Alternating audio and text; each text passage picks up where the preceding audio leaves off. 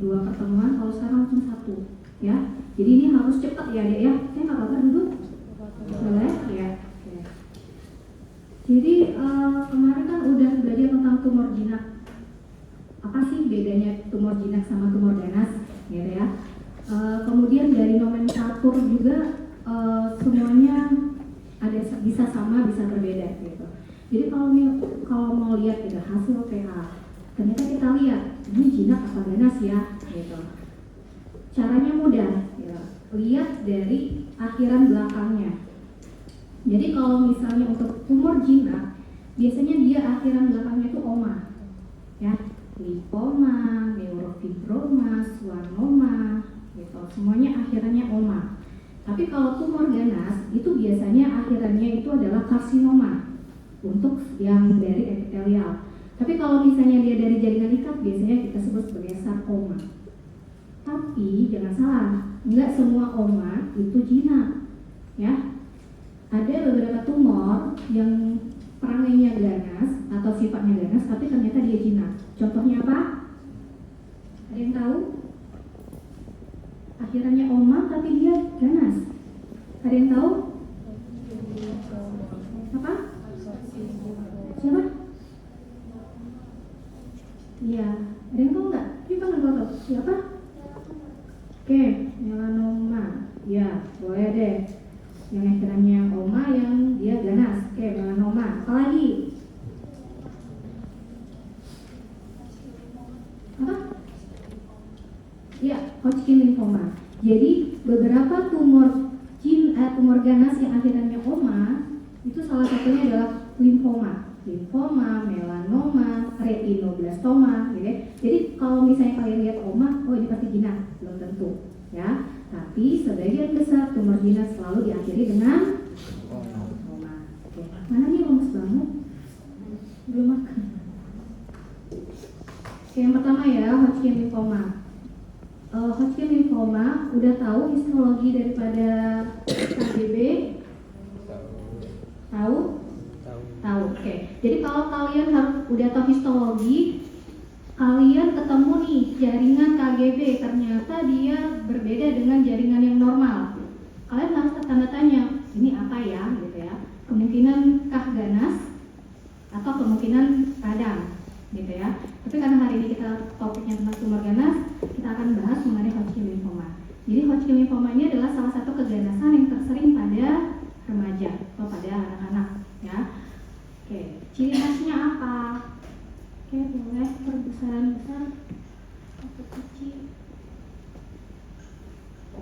Oke, jadi kalau misalnya punya anak-anak ada benjolan di leher, kemudian kalian lihat nih, ini apa ya gitu. Kalau kita lihat ini semuanya limfosit kan? Oke, jadi kemungkinan ini adalah dari kelenjar getah benih. Kemudian di antara sel-sel kecil ini kalian akan melihat ada sel-sel yang besar. Nih, gitu ya. Dia satu-satu dan dia tersebar di semua lapangan pandang. Oke, yang pertama, yang paling khasnya itu adanya, coba kita lihat ini kayak mata burung hantu nggak? Ada 2 inti sel yang berdekatan. Ini adalah ya, jadi semua sel-sel yang besar ini kita sebut sebagai red Steinberg cell, ya. Tapi jenisnya ini kita sebut sebagai oval eyes. Lalu ada lagi, kadang kita ketemu dia seperti ini, sel-sel dengan intinya yang jernih.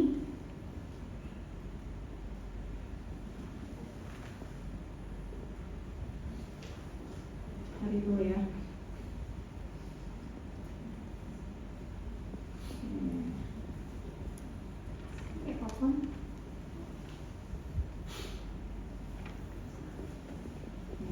Ini satu sel tapi intinya banyak, gitu ya. Jadi dia berlobus-lobus. Ini kita sebut sebagai popcorn cell. Iya, popcorn cell. Ini kayak mata burung hantu tadi kan, kayak ada 2. Lalu ada sel-sel yang seperti ini, ya ini popcorn cellnya ya. Oke. Kemudian ini sel dengan sitoplasma yang lebih jernih. Ini kita sebut sebagai Ini ada satu lagi, mummified, tapi di sini nggak ada. Oke, jadi kalau adik-adik ketemu jaringan seperti ini, banyak banget limfosit, kemudian ada sel-sel besar yang dia tersebar satu-satu, yang kita curigai sebagai red stem cell, maka kita diagnosis sebagai Hodgkin lymphoma. oke, ngerti ya? Oke, lanjut.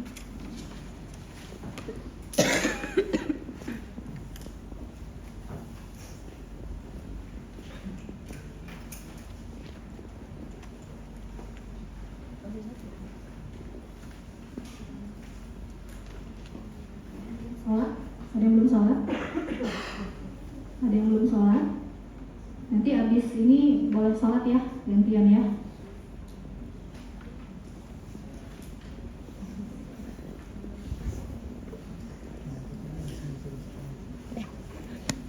Yang kedua, retinoblastoma. Jadi ini adalah keganasan yang paling sering pada anak-anak. Jadi kalau ada anak-anak datang dengan keluhan mata membesar dengan terjadi penurunan visus, hati-hati ya, kemungkinan itu sebagai satu retinoblastoma. Tapi kita harus buktikan dulu benar nggak retinoblastoma. Namanya juga blastoma, blastemal. Berarti itu berasal dari sel-sel blastem atau sel-sel primitif ya. Jadi kalau cirinya juga kecil-kecil. Kalau dari pembesaran kecil ini kita lihat ini apa sih kecil-kecil gitu ya sel-selnya. Inilah sel-sel primitif. Gitu. Oke. Ini adalah sel-sel tumornya ya, kecil-kecil, hitam-hitam, pignotik kayaknya. Nah, yang menjadi ciri khasnya itu adalah kita ketemu namanya roset. Khusus untuk di retinoblastoma namanya Flexner. Ya, Flexner Winter-Steiner roset. Nih ya, selnya kecil-kecil, hiperkromatik, sitoplasmanya sempit. Oke, kita lihat, kita cari dulu ya. Dan ini adalah keganasan yang paling sering pada anak-anak kalau di mata. Bisa nggak dok tumor lain? Bisa, tapi yang paling sering yang ini. Tuh, ini adalah ciri-ciri pada sel-sel primitif karena dia pada anak-anak.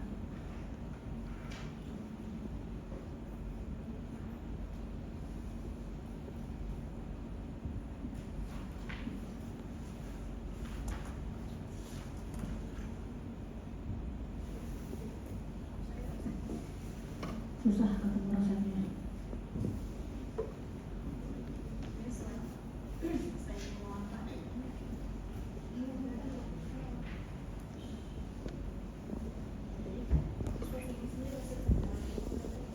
Iya, jadi sebenarnya kalau PA ini agak mengandai-andai ya dek ya, agak menghayal gitu. Jadi kalau kita ini kayak roset nih, mana gitu ya.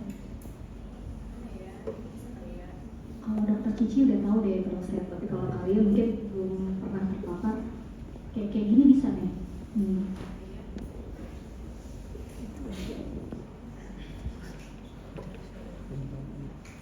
Kayak gini bisa.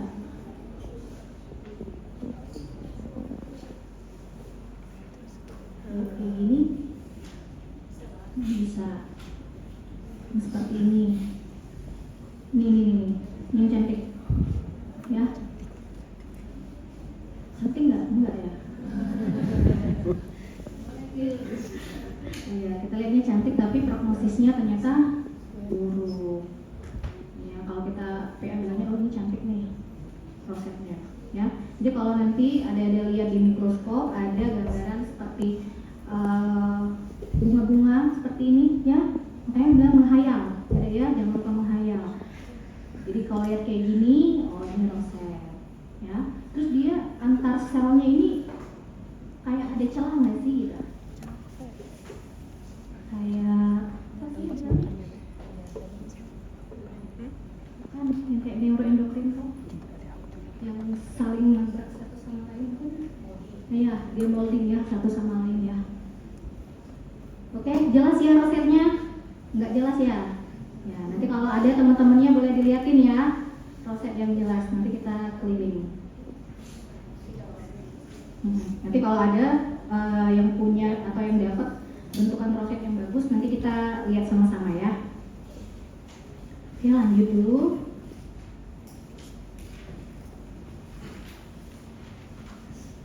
Ini SCC ya?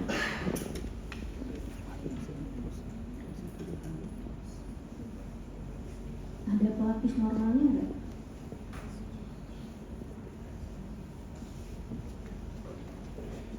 Oke, nih. Saya mau tanya. Sudah tahu histologi cervix? Sudah. Sekarang, cervix itu ada dua bagian, apa aja? Oke. Kalau ectocervix, epitel pelapisnya apa? Squamous complex. Kalau ecto, squamous. Ya, ada yang tahu? Tunjuk kanan. Nanti dikasih hadiah sama Dokter Cici. Ayo, siapa yang tahu? Ada yang tahu? Ada yang tahu nggak? Ini epitel apa? Ini apa? Squamous complex non keratin. Apa? Squamous complex non keratin. Di Cici jangan lupa ya. Siapa? Ya. Siapa? Hamzah, Dok. Hamzah Dokter Cici. Jadi kalau ectocervix itu epitelnya adalah epitel squamosa kompleks tidak berkeratin. Jadi ingetin aja, yang berkeratin itu hanya kulit. Nggak mungkin dong cervix kita berkulit, gitu ya. Jadi dia adalah epitel squamosa kompleks tidak berkeratin. Nah, kalau bagian yang dalamnya itu bagian apa? Wah, terima kasih Dokter Cici. Ini beneran ya dikasih ya. Oke, ada lagi yang mau? Boleh? Sebelah sini deh. Oke, kalau bagian yang dalam apa deh? Enggak ada. Oke deh, nanti dari saya boleh. Oke, kalau endocervix, bagian sini. Apa epitel pelapisnya? Koluner, ursilia. Ursilia enggak? Ursilia enggak? Enggak. Ada yang tahu lagi? Apa? Oke. Jadi epitel koluner lapis dengan sel goblet ya. Jadi dia ada sekretornya, ada sel gobletnya. Kalau yang dia dengan apa namanya silia itu biasanya di mukosa hidung, nasofaring itu ya, epitel pelapisnya.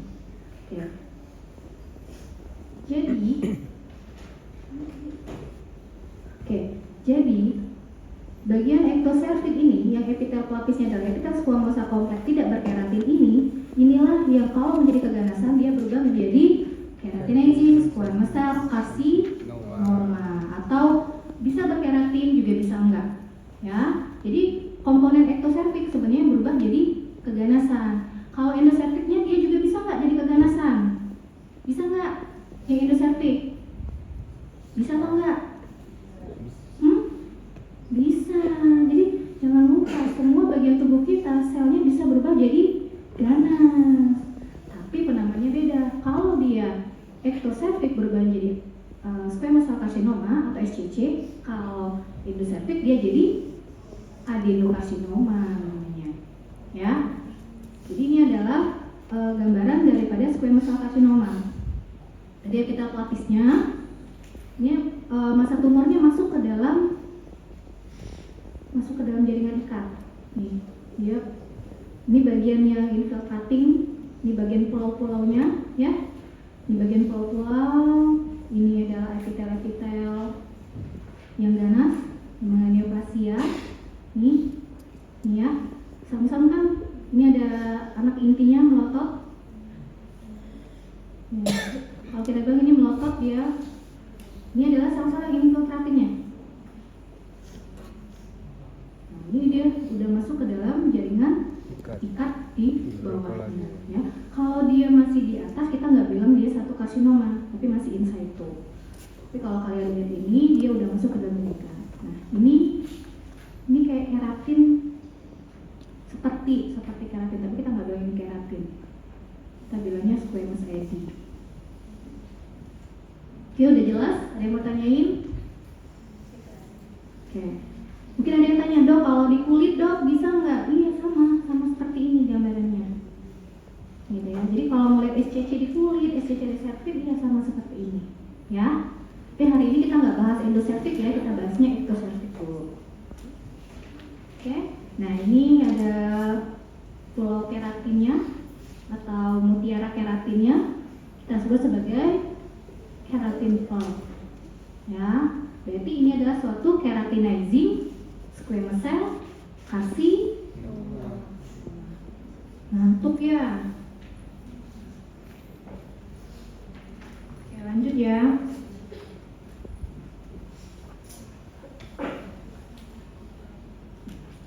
Sekarang kita ke adenokarsinoma rectum.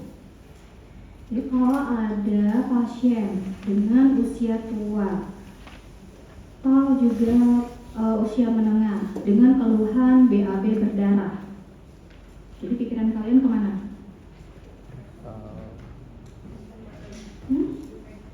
Apa? Ambeien? Ya bisa ambeien. Kalau keganasannya adenokarsinoma. Jadi masih ingat nggak lapisan-lapisan daripada usus? Masih ingat? Ya, jadi dia ini adalah mukosa. Ini adalah gambaran daripada mukosa normal. Nah, dia terdiri atas kripta-kripta. Apa deh epitel pelapisnya kalau usus?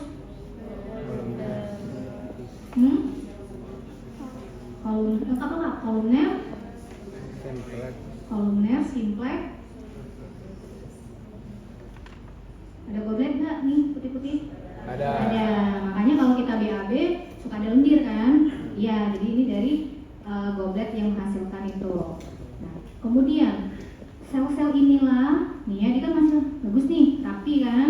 Susunannya masih selapis, nih, cantik kan dia. Kemudian masing-masing kripta tuh, nih, berbarisnya rapi. Kemudian di bagian ini tiba-tiba ada perubahan. Namanya sel ganas ya. Sel ganas itu suka-suka dia deh, sama kayak anak baik dan anak nakal. Jadi kalau orang normal, kita sel-sel yang normal kita bilangnya itu anak baik ya, susunannya masih rapi, nggak ada yang gondrong rambutnya ya. Tapi kalau dia udah nakal, itu udah nggak tahu lagi bentuknya di mana ya. Jadi ini udah bagian yang ganas. Yang tadi kan rapi, ini kripta-kriptanya, kelenjar-kelenjarnya ini udah ini masih rapi kan, ini bagian yang rapi. Tiba-tiba ada bagian yang besar, ukurannya lebih besar, kemudian dia bergabung, berfusi seperti ini. Nah, kalau misalnya keganasan tadi, ini kan udah berubah nih ya, ini kan bagian yang bagus tadi. Nah, tiba-tiba dia berubah nih, selnya lebih serem, lebih membesar. Nih, masuk ke dalam submukosa, lapisan submukosa. Masih ingat kan lapisan submukosa? Jadi lapisan mukosa, submukosa. Jadi kalau misalnya dia dari mukosa, dia masuk ke submukosa, maka kita bilang itu suatu karsinoma. Apa jenisnya? Kalau dari epitel kolumner, keganasan pada epitel kolumner apa? Adenokarsinoma. Ya. Jadi kalau mau lihat adenokarsinoma pada endoseptik tadi ya sama lah seperti ini ya, karena dia sama epitel pelapisnya. Oke? Ada mau ditanyain? Iya. Lihat nih ya, kalau yang normal dia satu baris, ini udah nggak normal nih, udah proliferasi sampai ke dalam lumen. Ini lumennya, ini yang normal. Bandingin ya, yang normal dia masih satu baris, lumennya di tengah, dia masih ke sel-sel, masih ke basal. Sedangkan kalau ini dia udah masuk, udah kayak mau nerobos ke lumen ini, ya. Ini aja susunannya udah nggak teratur. Oke? Ada yang mau ditanyain? Lanjut. Sekarang adenokarsinoma itu banyak ya, kalau terutama di rektum, di usus itu banyak variannya. Yang ini ada ya, yang signet ada? Nggak ada. Oh iya, karena tadi epitel pelapisnya itu ada goblet ya, jadi dia menghasilkan musim. Otomatis di stromanya tadi itu suka ada musim-musimnya. Kalau misalnya dia ternyata banyak banget genangan musimnya, kita bilang sebagai musinus karsinoma. Tapi kalau ini adik-adik nggak usah pikirin itu ya, yang jelas tahu aja kalau yang ini epitel kolumner berubah jadi ganas namanya adenosea. Kenapa nih ada genangan musim tuh, genangan musimnya tuh? Kenapa ada genangan musim? Ya karena dari sel-sel tumornya yang mengeluarkan ya. Nah seperti ini udah nggak bagus lagi kan, gambarannya udah pecah-pecah. Ini udah masuk ke lapisan otot, udah ke muskular stropianya ini.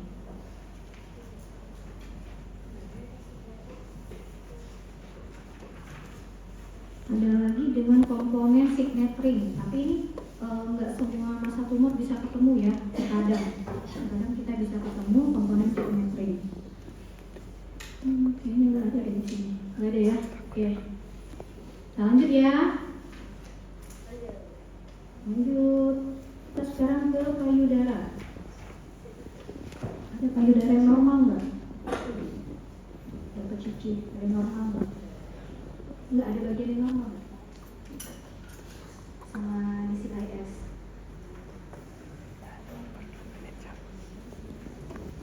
Oke, ada ya. Jadi ini kulit dari payudara. Jadi sebenarnya kalau ada bagian yang normal enak gitu kalian. Ini payudaranya. Oke.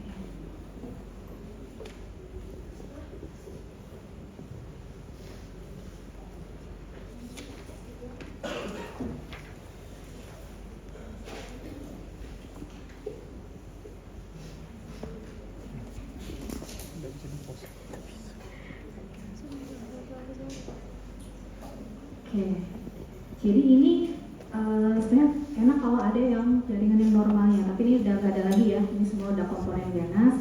Jadi ini ada kulit, ya yang tadi keratinizing ya, keratinizing,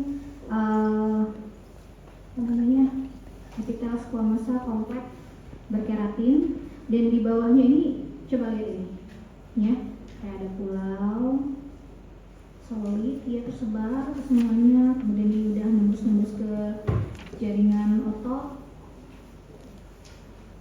ini ya, udah nembus kemana-mana dia. Ini adalah tumor payudara, ya. Jenisnya apa? Karena ini kita nggak spesifik, makanya kita sebut sebagai invasive breast carcinoma non spesifik.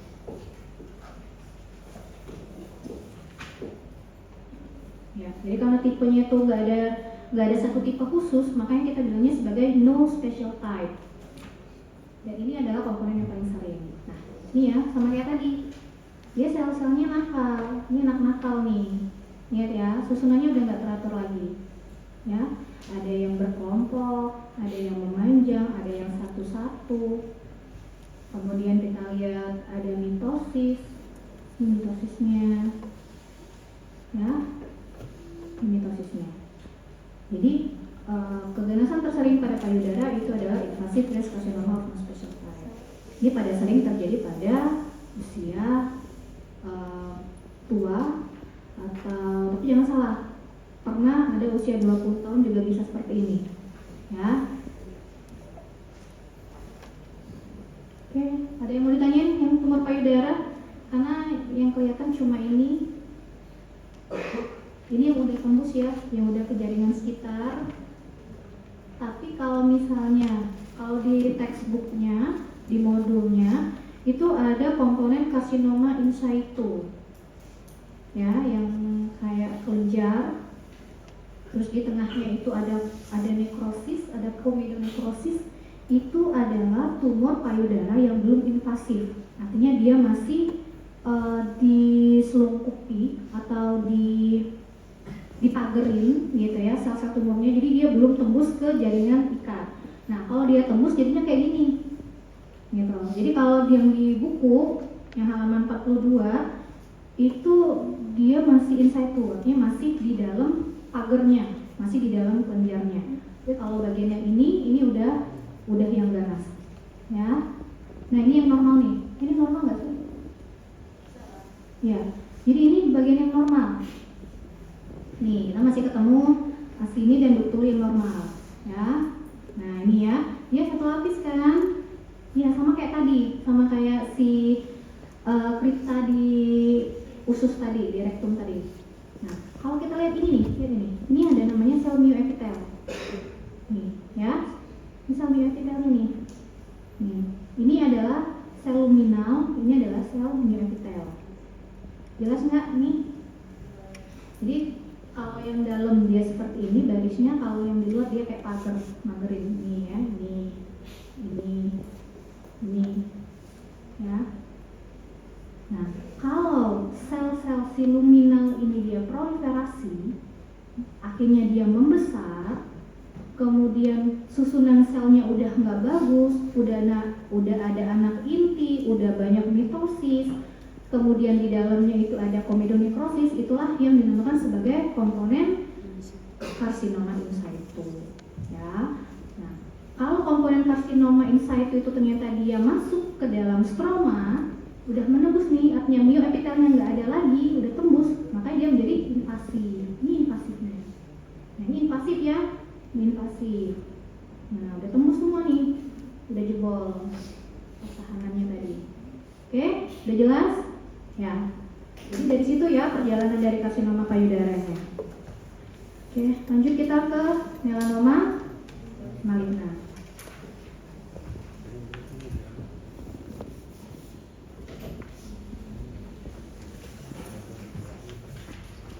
Ini adalah kejelasan pada kulit.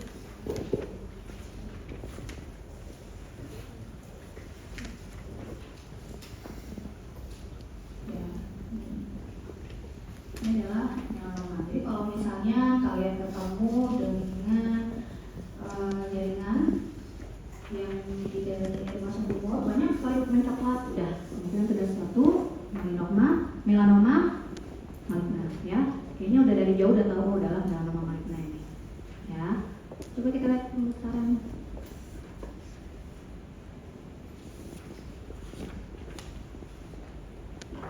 Ini pembesaran besarnya.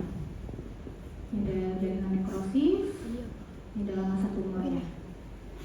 Ini ada pigmen coklat. Melanoma maligna tapi diperbesar.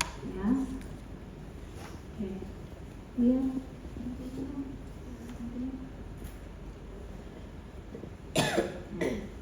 Ini ya.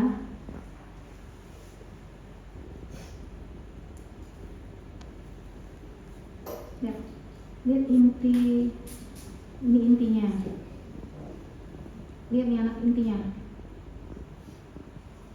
Nih ya. Nih anak intinya. Kelihatan nggak? Merah banget.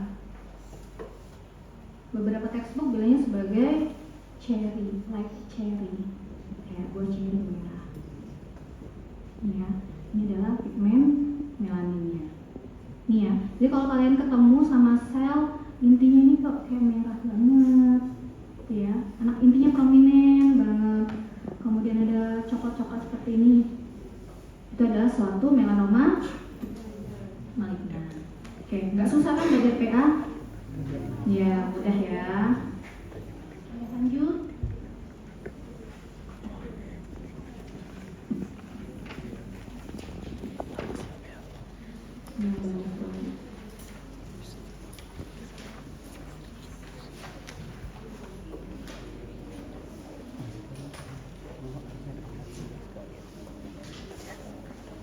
Oke, sekarang ke rhabdomyosarcoma. Jadi rhabdomyosarcoma ini adalah keganasan pada otot lurik atau otot rangka. Jadi biasanya paling sering pada anak-anak, juga bisa terjadi pada orang dewasa juga bisa. Dan ciri khasnya apa? Ini kita ambil yang pleomorphic rhabdomyosarcom ya. Jadi cirinya pleomorphic rhabdomyosarcom, namanya juga pleomorphic, berarti pleo apa artinya? Ya, bervariasi. Jadi bentuk dan ukurannya bervariasi. Yang khasnya itu adalah kita ketemu adanya tadpole atau rocket cell kan.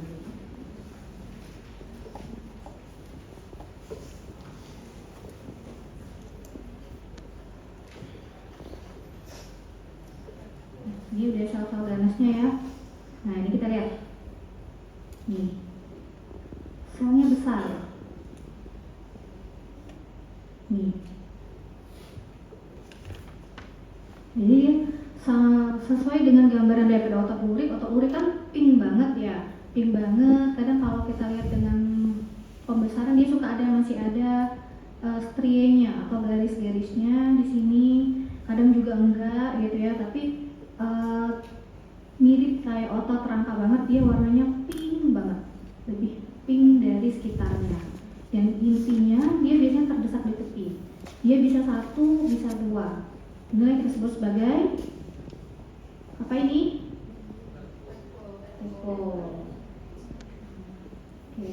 Jadi kalau pokoknya baca clue-nya anak-anak, kemudian misalnya di ekstremitas atau di ekstremitas bawah, di kaki atau di bokong gitu ya. Kemudian kalian lihat ada sel-sel seperti ini. Dengan adanya tadpole tadi, maka itu sebagai satu rhabdomyosarcom ya. Nanti ketika di slide bisa lihat sendiri.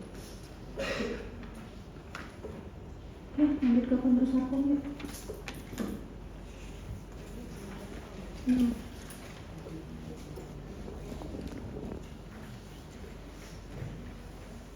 Kalau chondrosarcom dengan osteosarcom.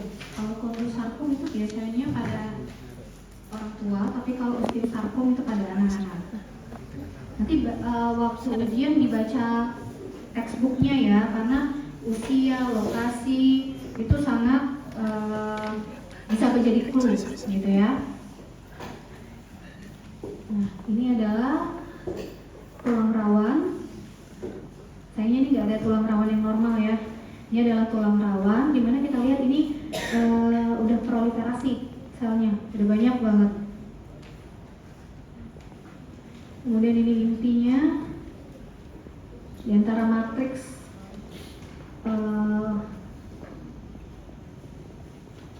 ini ya, udah proliferasi, udah banyak. Kalau dia yang normal nggak seperti itu kan, dia masih bagus, masih cantik. Kalau yang normal, gambaran tulang rawannya. Nah ini, kalau tulang rawan normal dia nggak sebanyak ini lakunanya. Kalau ini udah banyak banget nih. Ini udah ada anak inti juga. Kalau dia yang normal belum ada. Nih, anak intinya udah prominent sekali. Matriksnya sama. Matriks kondronya tetap ada. Oke. Ini kita kasih clue-cluenya aja ya Dek ya. Nanti kalau misalnya di rumah bisa dibaca lagi usianya, lokasinya yang tersering ya. Nanti itu nih, lihat nih. Selnya ini udah serem banget nih. Ini udah serem. Anak intinya hiperkromatik. Kalau ini dia udah multinukleotid. Ini juga udah serem sebenarnya, tapi ini lebih serem. Nah, maka kalau ada kesediaan ini kita diagnosis sebagai chondrosarcom. Oke, lanjut yuk. Ada 12. Udah ngantuk ya? Ini kita kasih clue-cluenya aja ya deh ya. Nanti pas inhal bisa diulang lagi, bisa dilihat lagi. Oke, sekarang kita ke teratoma. Teratoma ini keganasan pada apa?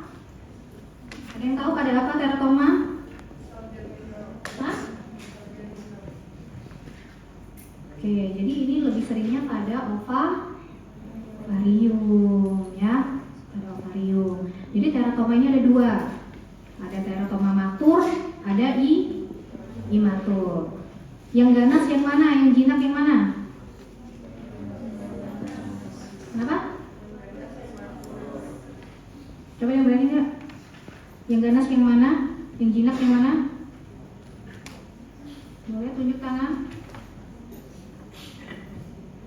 Yang tahu? Apa jawab aja? Hah? Yang ganas yang imatur, yang jinak? Imatur. Oke. Jadi yang jinak matur, yang ganas imatur. Sama nggak dok komponennya? Sama. Jadi baik matur, imatur semuanya harus ada minimal dua atau tiga komponen. Bisa ektoderm, mesoderm ataupun endoderm. Jadi kalau misalnya kalian ketemu ada pasien dengan tumor ovarium usia masih muda, dan ternyata pada potongan kalian ketemu kok ada kayak massa seperti mentega atau massa seperti bubur, kemudian ada rambut gitu ya. Nah, itu curigalah sebagai pertama curiga dulu sebagai teratoma. Nah, nanti ketika kalian potong gross gitu ya, potong gross, kemudian akan lihat di slide akan ada satu komponen yang membedakannya. Komponen apa itu?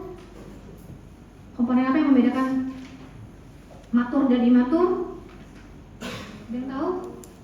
Kan semuanya sama nih, baik matur, imatur, ada ektoderm, mesoderm, endoderm, atau minimal dua. Tapi kalau misalnya yang membedakan keduanya ada apa? Iya, di mana itu? Di? Hah? Ada komponen neuroektodermal di mana? Hah? Di matur atau imatur? Imatur ya. Jadi kalau pertama, kalau kalian ketemu seperti itu, diagnosis sebagai matur. Kemudian ternyata ketika kita potong, ada komponen neuroektodermal, langsung kita ubah menjadi imatur. Prognosisnya berbeda. Satu jinak, satu ganas. Oke, komponen ektoderm, mesoderm, endoderm bisa dihafal ya. Jadi ini ektoderm. Oke, jadi ektoderm itu adalah epitel apa? Oke, kita tunjukin dulu ya ektoderm.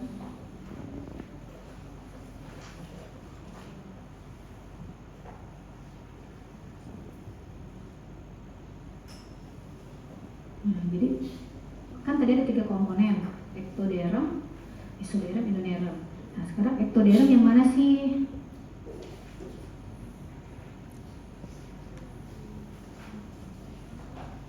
Ini. Oke. Ini adalah komponen ektoderm. Jadi dia epitel squamosa kompleks nih ya. Mirip kan kayak epitel di serviks tadi? Komponen ektoservix tadi mirip kan? Mirip gak kayak di kulit yang di payudara tadi? Ya, ini adalah epitel squamosa kompleks. Kemudian rambut, susah nggak ada di sini.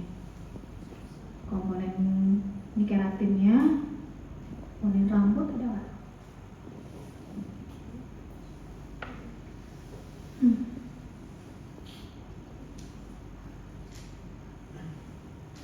Nggak ada ya.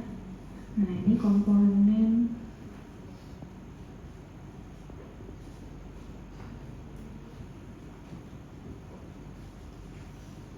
masih ektoderm. Ini sel-sel glial ya, ini juga ektoderm.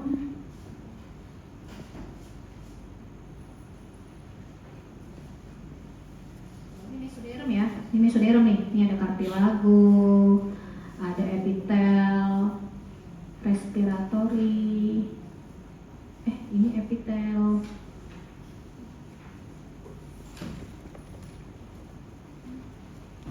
epitel kolumner, nasal goblet. Ini epitel intestinal nih. Nih. Ini cartilago, kemudian jaringan lemak, ya. Ini komponen mesodermnya. Lalu ada lagi komponen endoderm. Komponen endoderm tadi ada rasanya.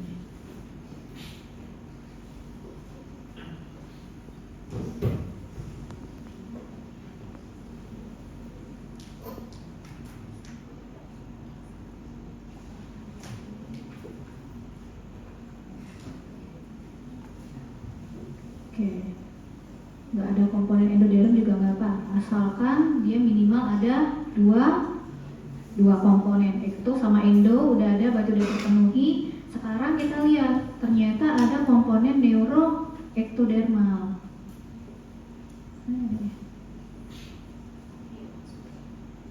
Ya,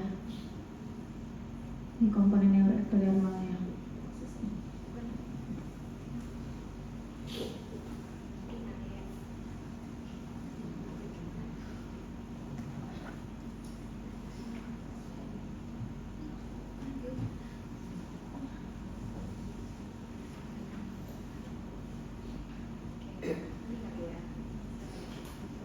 Oke, jadi kalau mau ketemu komponen neuroektodermal itu mirip sama kayak komponen roset yang ada di retinoblastoma tadi, ya. Di sini nggak cantik sih.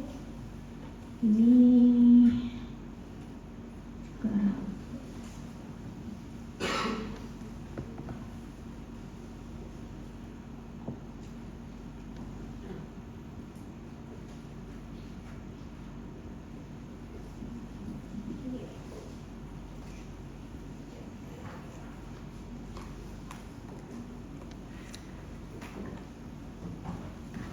Di sini nggak ada yang cantik ya deh, ya, nggak ada yang bagus gitu. Kalau memang dia ada bagus, dengan komponen neuroektodermal tuh dia mirip roset yang ada di Flexner-Wintersteiner, gitu ya.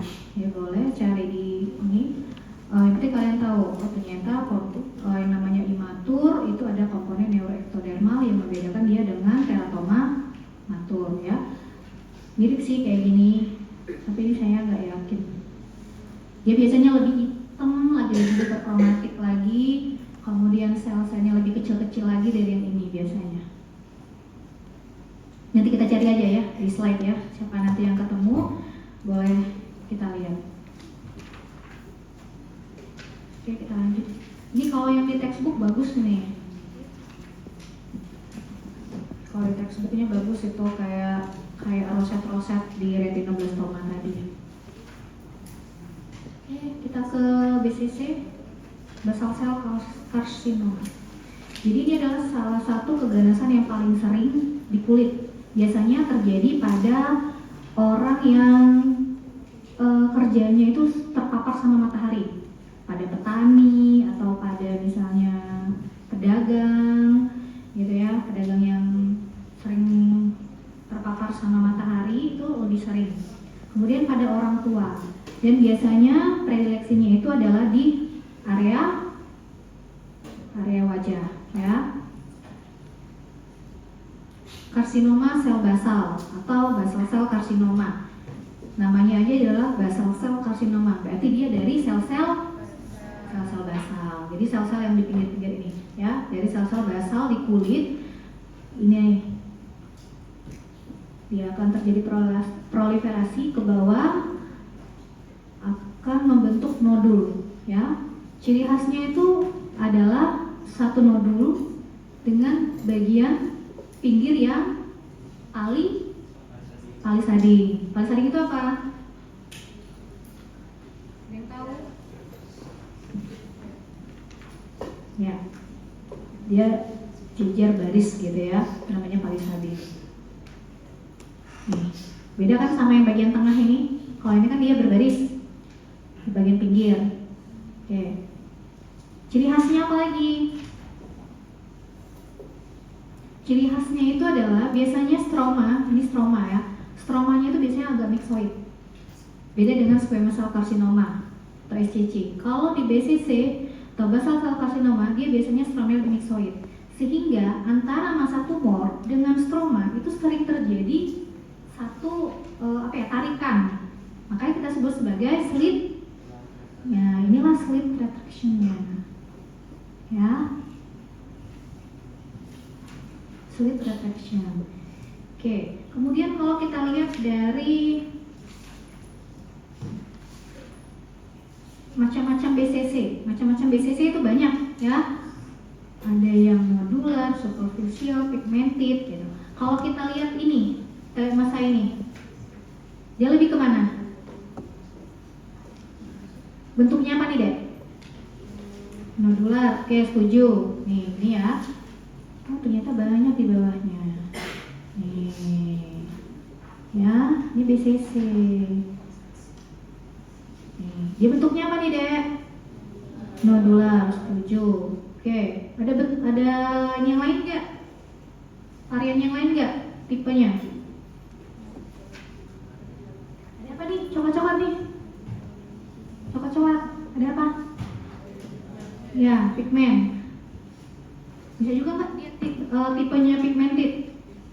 Bisa. Bisa nggak dia jadi dua tipe? Bisa. Maka kita diagnosis ini sebagai bar pigmented BCC, ya. Oke. Satu lagi yang khas kalau makroskopiknya itu adalah dia ada ulcus rodent. Jadi di tengah-tengahnya itu ada satu erosi. Ini ya pigmennya ya.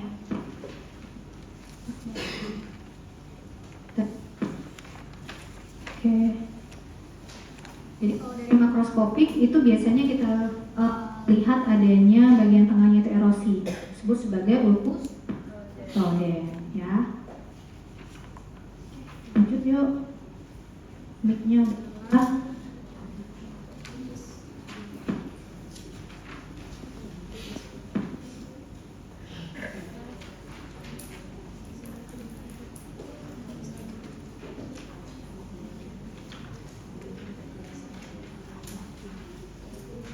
Kita ke keganasan pada jaringan lemak. Jaringan lemak ya, kalau keganasan pada jaringan lemak kita sebut sebagai lipo.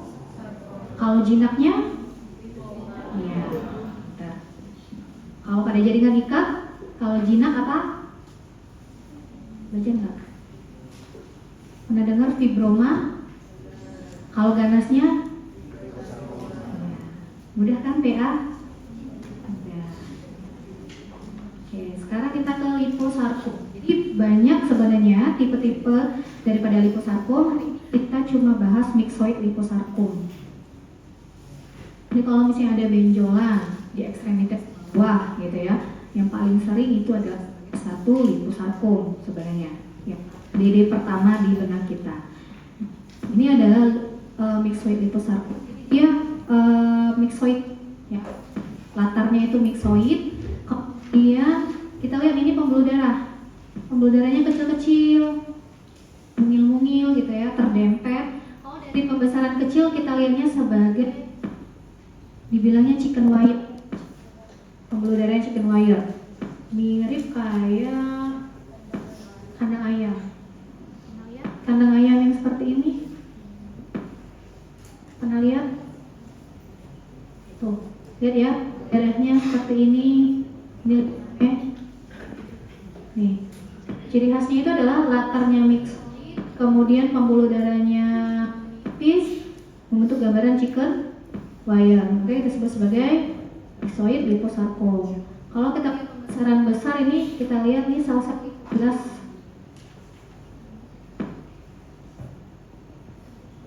Nih ya, nih. Ini adalah sel lipoblas. Nah ini ya, ini lipoblasnya dengan anak inti di tengah, ada vakuoletid. Ini vakuoletid semua. Oke, beda ya sama lipom kemarin? Beda kan? Beda banget.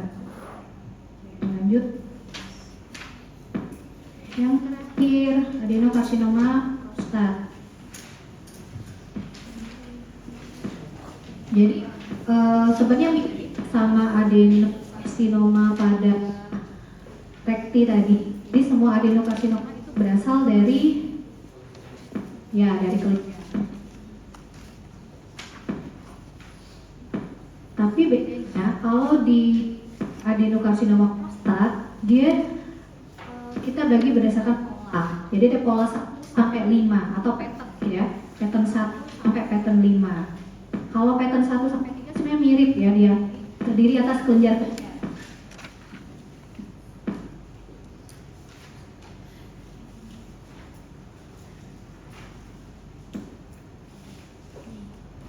Ini kelenjar-kelenjar ya.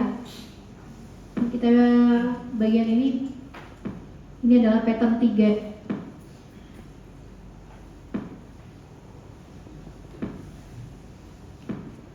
Ya, kelenjar.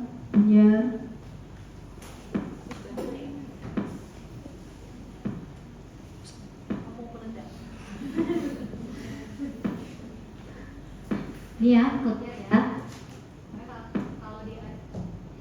Kalau di karsinoma prostat, kalau kalian lihat kelenjar seperti ini, itu berarti dia pattern 3. Kalau misalnya kelenjar-kelenjarnya itu bersatu, berfusi, dia bentuknya bisa cribriform gitu ya.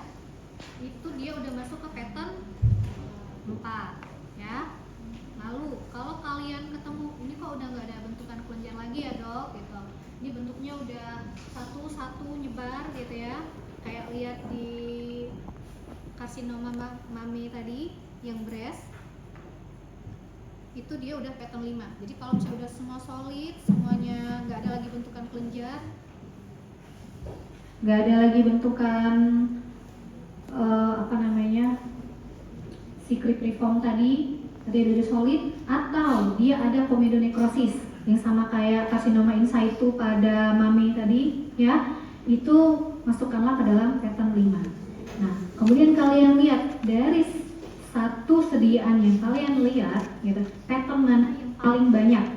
Misalnya pattern yang paling banyak itu 3. Kemudian pattern yang kedua itu pattern yang solid. Jadi 3 plus 5, 8.